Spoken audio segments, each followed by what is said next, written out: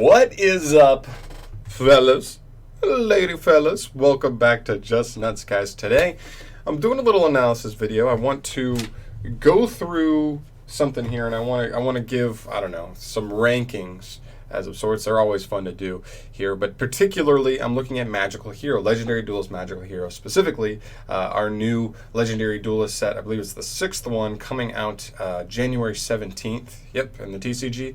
And yeah, I just want to look at the cards here because if you don't know, this is a set that's supporting every protagonist. We have Yugi, we've got Jaden Yugi, we've got Yusei Fudo, Yuma Tsukumo, and Yuya Sasaki, all getting at least 5 brand new support cards for each of them.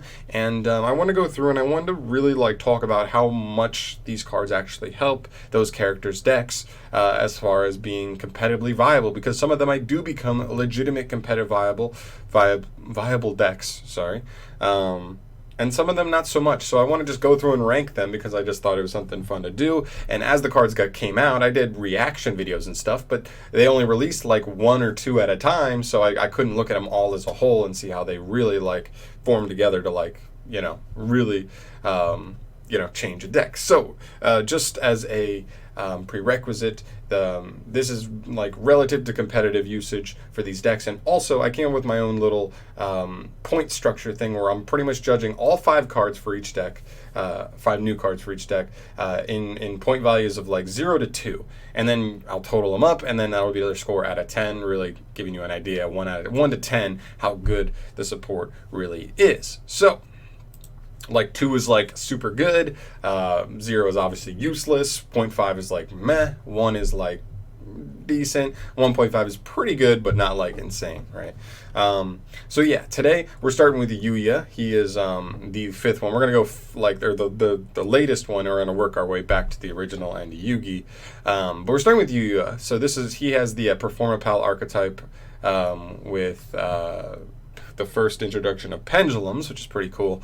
I never watched this show. He's got a cool design, but I was never really super into him. But let's just get into his monsters. So first we're going to start out with Performapal Heavenly Magician. This is the only actual pendulum monster they get in the support, which I thought was interesting because pendulum decks usually tend to be monster heavy, although only one of his cards, so he has 2 monster cards, but only one of them's an actual pendulum. I think he's okay. I think overall his effects don't do enough fast enough. He does have the potential to search, but it's on the end phase, like a Scarm effect. So it's still a +1, but it's a slow +1 that you won't have access to for your opponent's turn. You'll have to wait till your whole next turn. He has an interesting float effect in scale, where if a fusion, synchro, or Xyz monster from the air strike would be destroyed, you would special summon it back, and then you could destroy this card in scale. So it just makes all your fusion, synchros, and Xyz float, which is decent. It makes it annoying for your opponent to try and out them. But overall, I think he's just mediocre more than anything. I'd probably give him a 1 out of 2. I don't think he's terrible, but he's an 8 scale, which can be good, and other as well. So I'm just going to give him a 1. I think that's all you can really get out of this guy. Next up, we have Performapal Pop-Up, the 2nd card here. This card's kind of crazy. You send up to 3 cards from your hand to the grave, and then you draw that many cards. And then, if you have your pendulum scales active, you special summon as many Performapal, Magician, or Odd Eyes monsters that fit into those scales from your hand. It's a really weird card. I think it's just super niche more than anything. I really don't think it's that good. I think too many hands you would see this, and you either would connect your scales, go to activate this, and then you're just 1, this is ash bait for sure, and 2, you look at this and you may have 1 card in hand, 2 cards in hand maybe to send. So you're going to send 2 and draw 2. If you don't draw any Performapal, Magician, or Odd Eyes monsters, you're kind of screwed. And it's a -1. It's just a -1 in nature. So to me, it's just it's really not that great. I'll give it a 0.5 because maybe there's some cheeky things you can do, but I really can't give this card much more than that. All right, next up we've got Smile Action. This is a field spell for the deck, and let me tell you, this card's terrible. This card's actually garbage. It negates attacks, it banishes your spells from graveyard, and man, like seriously, this card's terrible. I don't even want to go into this card. Like literally no one will ever use it unless you're playing like a cheeky version of the deck that doesn't really do much. This card is awful. It does not help the deck's competitive viability in any way, shape, or form. Next up we have Pendulum Dimension, the fourth card here. This is a continuous trap. It's pretty interesting. I actually think this card's pretty good because it gives you an effect depending on what card you special summon by using pendulums as material. So if you summon like a fusion, you get to special summon any monster from your deck whose level is the same as the fusion monster but negates effects, so like that's spicy. If you make a synchro, you can just add polymerization from deck to hand. Okay, that's pretty spicy. If it's an XYZ, you can take a tuner from your deck whose level is lower than the XYZ monster's rank, or neither add it to your hand or special summon it. That's pretty good. It's actually a pretty good extender. Biggest problem being it's a trap card. Literally, if this was a continuous spell, this actually would be so strong, I feel like. Well, I don't think they would have made it quite as generic, but still, if this, like, I think they would have made this a little more specific to Perform Pals or something. If this was a spell, it would just be way too fast. It's actually like an insane extender if you do it that way, but you know, I understand why you either had to do one or the other. It had to be a spell and be a little more specific to Perform Pals or pendulums in general, or it had to be a trap and then it's just a little slower so it can be generic. Overall, I think it's an okay card. I just think like Pendulum's whole goal is to like either set up a really good board going first or break through a board going second. And this card doesn't really do much for either of those. There's not really a ton of like specifically tailored grindy Pendulum decks, but I do think the card can still do some decent things. I'm going to give it a half point just because it's just like, I don't know, the card could have been way better if it was just not the kind of card it is, but the effects are still solid. So I'm going to keep it here as a 0.5. And then we move to the last card, Odd Eyes Wizard Dragon. It's almost just like another boss monster for the deck if we didn't have enough Odd Eyes boss monsters.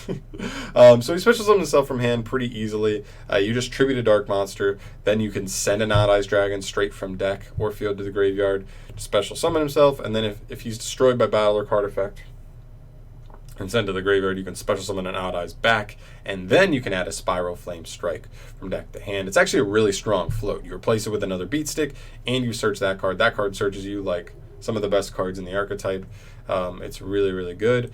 Problem is, it's just one of those boss monsters that's like, its protection it doesn't have any protection, and its only like float is on destruction specifically. So there's a ton of ways in Yu-Gi-Oh! To out stuff without destruction, so that really isn't that big of a deal. I like that he gets on the field pretty easy. All you need is any dark on field, but overall just not quite enough. He does have some synergy with Lair of Darkness, but overall I just think he's okay. He's just super mediocre. I'll give him a 1 out of there, but I can't really afford to give him anything else because it just doesn't do it, right? Overall for the deck, man, it's brutal. Like, this guy may be playable in the deck, and this guy may be playable in the deck as a boss monster, but all the rest of them are like, if not unplayable, just not optimal for sure. So the support's really tough. I mean, and I'll tell you straight up, this is by far and away the worst grouping of cards for all 5 of these characters. This is going to be the worst one. So I want to start from the end and go back to the beginning in terms of like characters chronologically.